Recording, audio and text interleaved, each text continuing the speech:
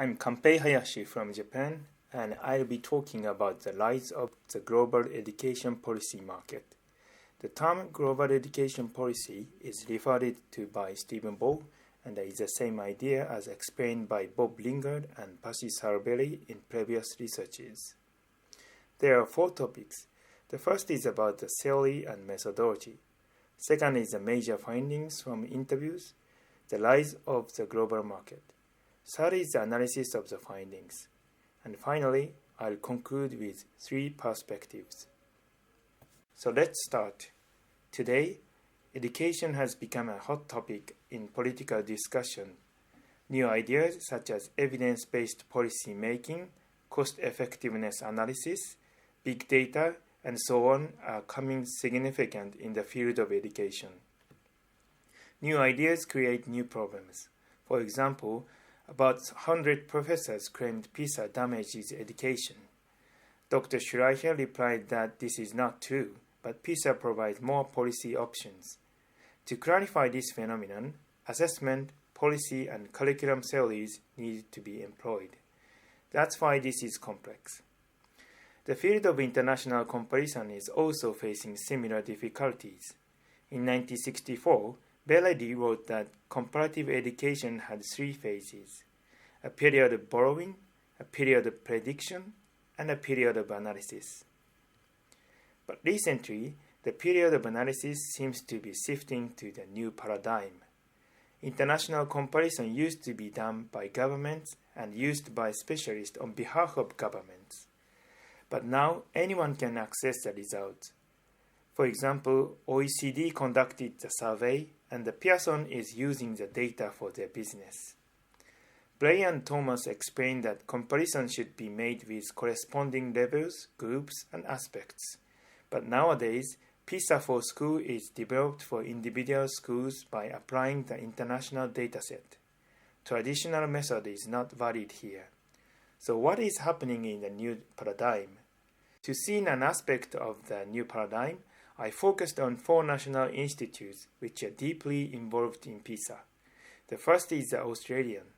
ECER has branch offices in Dubai, Jakarta, London, and New Delhi, and is operating in Africa, India, ASEAN, and America.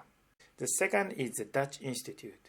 CITO was privatized in 1999 and established branch companies in Germany and in the United States, with consulting businesses in Russia, Eastern Europe, and South Africa. They started international consultancy about 20 years ago. The third is the German Institute. DIP has created the spin-off company, Technology-Based Assessment 21, for helping other countries with their research results. TBA 21 has branch offices in Sweden and Hungary. They are not so committed to earn money from foreign countries. The last is the Singapore National Institute of Education. I interviewed to the general manager of NIE International. NII's purpose is to export Singaporean education to the world. They earn €5.7 million a year from Middle East and ASEAN countries. To sum up the 4 on one map, you can see that habitat isolation is roughly made. But the Middle East, India, and ASEAN were occupied by multiple countries. Africa is also an emerging market. In those areas, territorial disputes over the education market occur. Let's move on to the analysis. This graph shows that more and more low and middle-income countries are getting involved in the international assessments.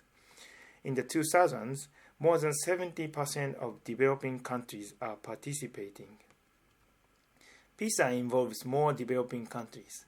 Moreover, the OECD is planning to start a special project for developing countries. Ecuador, Guatemala, Senegal, and other countries are being encouraged to use PISA more for their policy making. I plotted the 4 national institutions and countries who take consultation from them. Countries with a higher PISA score are on the right-hand side, and in the upper side, we see the richer countries. This figure shows that exporting countries are good at PISA and rich. Importing countries are relatively poor on both student performance and economy. This shows the unbalanced power structure. I call this educational hegemony. To conclude this research, 3 perspectives emerged. The first is that, as a result of each country's effort to improve their educational performance by learning from the success of others, as a whole, the global education policy market emerged. The second perspective is that the assessment has no influence by itself, but combined with the market mechanism, the market situation forms a power balance of educational hegemony. For this reason, as researchers into comparative education, we need to focus more on the distribution process of the assessment and take the ethical responsibility to disseminate the result of comparative studies. As a challenge to the new paradigm, I highlighted the rise and impact of the global market for education policy. I thank all those exciting pioneer researchers, and thank you very much for listening to my presentation.